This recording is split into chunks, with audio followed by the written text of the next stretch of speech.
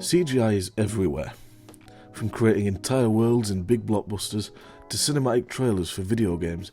It's a tool that's grown and expanded since its infancy. But CGI isn't just for big space battles and creating stubble on purple dudes, or removing it from non-purple dudes. Oftentimes the best uses of CGI, as with anything in post-production, is when you don't see it. Well, this week, Nake Media's resident killjoy is here to show you some of the CGI you might have missed. Let's dive in. Number 10. Blink and you'll miss it. Blade Trinity sees the return of Wesley Snipes as the title character, but rumour has it that he and director David S. Goyer weren't the best of friends during production. The story goes that when shooting a morgue scene towards the end of the movie, Snipes was angry at Goyer for reasons that have never really come to light. So when the director called for the supposedly dead Blade to open his eyes, Snipes refused. In order to fix the scene in post, Snipes' eyes were digitally grafted on, and whilst the effect isn't the most seamless on this list, it's a surprising use for the technology that, if you'll pardon the pun, isn't one we want to see again. Shame on you, Snipes. Shame on you. Number 9. The blue screen amputee. Forrest Gump features a number of innovative blue screen shots, used to put Tom Hanks in the White House with President Kennedy, for example. But one of the best uses of blue screen comes courtesy of Lieutenant Dan Taylor, played by Gary Sinise. Having lost his legs in an ambush, Dan spends much of the film in a wheelchair and using his hands to move about. The effect is relatively simple. Sinise wore blue fabric around his lower legs. These were then keyed out in post and filled in with the background. But to sell the illusion, director Robert Zemeckis shot this scene where Dan spins around and twists his legs past the leg of a table. In this scene, the table didn't exist. It was shot with Gary rotating through the space where the table would be. Then his legs were digitally removed and the table was added in from a different plate. It's a blink and you'll miss it thing, but it sells the illusion better than anything else would. Number 8. Queen takes Bishop. In space, everyone can see your continuity errors. In the critically acclaimed sequel Aliens, keen chess player Queen Xenomorph puts a hole in android artificial person Bishop, played by Lance Henriksen. A relatively simple effect, Bishop's upper half was mostly portrayed by a puppet thrown around by off-camera stagehands. But for close-ups, or whenever the disembodied Bishop had to interact and talk, his head and shoulders were his own, but his body was a false torso. This torso hid his real body, which disappeared through a hole in the floor. In the theatrical release, you can see this effect plain as day when Bishop leans across the floor to catch Carrie Henn's newt from being sucked into space. To fix the problem for the 1999 special edition re-release, his real body was simply painted out and a complete floor added in. George Lucas, take note. That's how you use CGI to fix things. Number 7. The camera crew. 2013's Gravity was a masterpiece in filmmaking, space-based thriller, and a sterling advertisement for 3D TVs. Do people still have those anymore? But for all of the flailing and gorgeous scenery, it isn't afraid to have a little fun with the audience. In the famous opening long take, we're treated to some beautiful imagery, perfect setup of the characters, and oh, this was shot in space? That's right, in Kowalski, George Clooney's faceplate, we see a reflection of the camera crew, complete with spacesuits, boom mics and camera.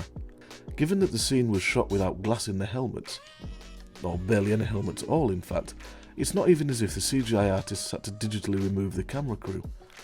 They just had a little fun with it and gave us a blink and you'll miss it chuckle. Number 6. 90 Seconds. 2019's Chernobyl is one of the greatest pieces of TV historical drama that's ever been made.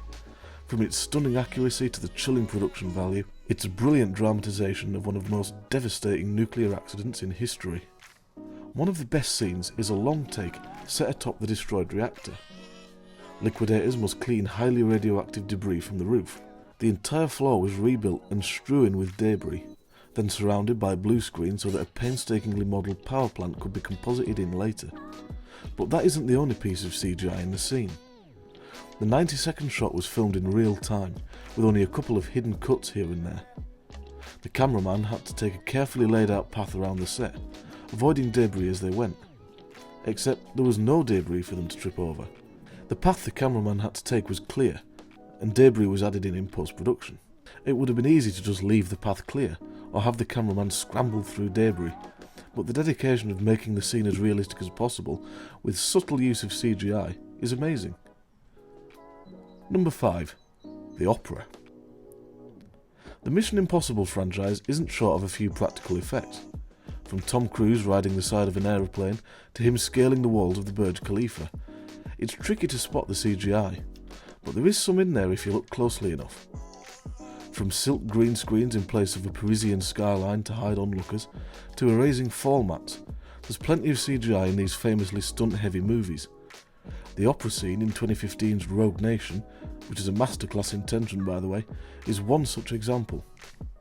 In order to create the scene of Tom Cruise's Ethan Hunt and Simon Pegg's Benji trying to locate creepy villain Jonathan Lane during a performance of Turandot, the filmmakers put on a performance of the opera at the Vienna State Opera, in front of a live crowd, all the while mapping the scene with state-of-the-art camera rigs. The actual fight involving Ethan Hunt and a Mossad assassin was shot across 2 sound stages, with green screens in place of the audience. To stitch the scenes together, shots of the audience from the performance were synchronised with the footage and superimposed where needed, with CGI helping to blend the 2 elements together. Clearly, no mission is too impossible for visual effects crews. Number 4. Bathroom Brawl. Back to Mission Impossible again, this time to 2018's Mission Impossible Fallout. With 3 plutonium cores on the run and nuclear holocaust on the horizon, Ethan and his team of impossible mission operatives must save the day, again. But as ever, there's time for a quick bevy and a bit of a rave along the way.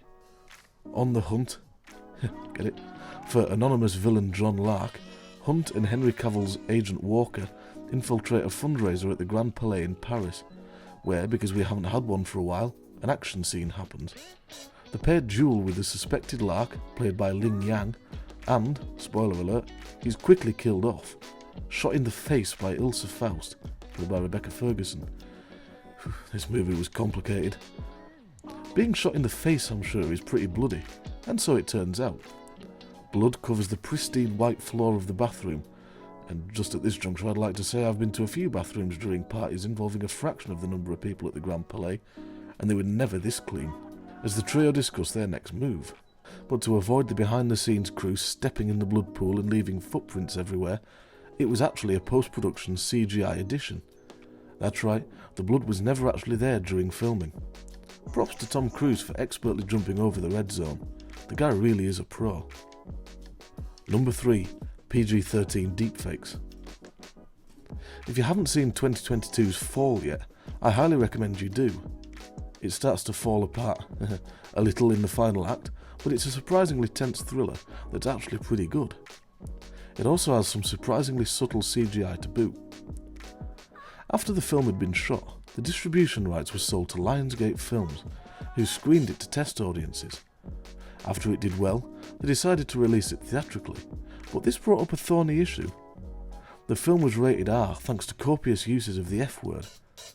It was decided that the film would be toned down to PG-13 so that it could recoup enough money to make Lionsgate's investment worthwhile. How did they do this? They used deepfakes. If you don't know, and I wouldn't blame you, a deepfake is where artificial intelligence software maps one face onto another, using reference frames to generate lifelike images. So to bring the rating down, every was dubbed to freaking or some such epithet, and the faces of the 2 actresses were replaced with deepfakes of themselves delivering the lines. The whole process reportedly took 2 weeks of what has been dubbed neural reshoots. Pompous I know, but the effect is pretty flawless. Number 2. Let's face it. If you've seen my video on the CGI of Jurassic Park, and I recommend you do if you haven't, you'll likely know what I'm talking about. Jurassic Park is a digital innovator, bringing photorealistic dinosaurs to the screen for the first time. But it wasn't just the CG dinosaurs that were a pioneering element in the movie. In the shot where Lex, played by Ariana Richards, falls through a ceiling vent and almost into the jaws of a waiting raptor, she was actually played by a stunt person. And this isn't an uncommon practice, but in this instance, the stunt performer looked directly upwards and straight into camera. And though she had the right build, she looked nothing like Richards, and so rather than drop the shot altogether, the team at ILM came up with a great solution.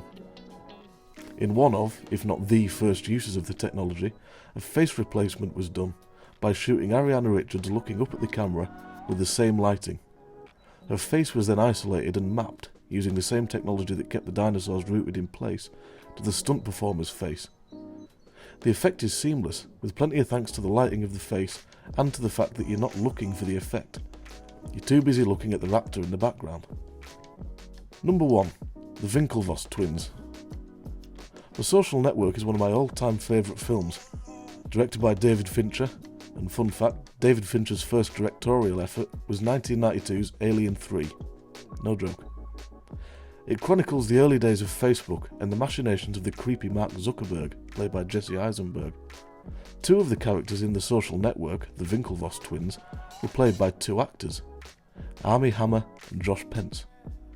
The pair look little alike, but their build is identical, so to give the illusion of two Winkelvi, Armie Hammer recorded a scene, and in some cases shot the scene again as the other twin, and the shots were stitched together.